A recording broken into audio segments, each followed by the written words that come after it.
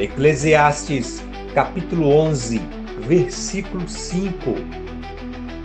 Assim como tu não sabes qual o caminho do vento, nem como se formam os ossos no ventre da que está grávida, assim também não sabes as obras de Deus, que faz todas as coisas.